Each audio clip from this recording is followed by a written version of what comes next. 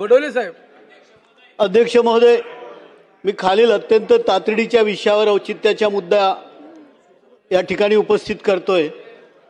गोंदिया भंडारा जिल्ह्यातील उन्हाळी धानाचे उत्पादन मोठ्या प्रमाणात झाले असून ही उन्हाळी धानाची खरेदी आदिवासी विकास महामंडळ व जिल्हा मार्केटिंग फेडरेशन यांच्या माध्यमातून होत असते।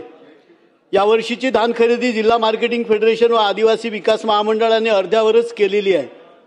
त्यामुळे मोठ्या प्रमाणामध्ये शेतकऱ्यांकडे उन्हाळी धान पडलेले आहे।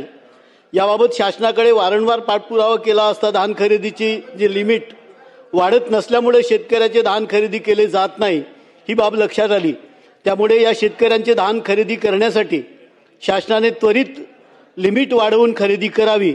त्यासाठी अन्न व नागरी पुरवठा विभागाने त्वरित पुढाकार घ्यावा ही विनंती आपल्या माध्यमातून करतो।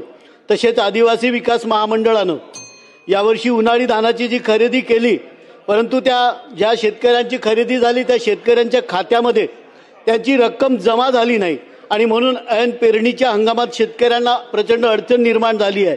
तरी याबाबत आदिवासी विकास महामंडळाने शेतकऱ्यांच्या खात्यामध्ये त्वरित निधी वर्ग करावा ही विनंती करतो। धन्यवाद।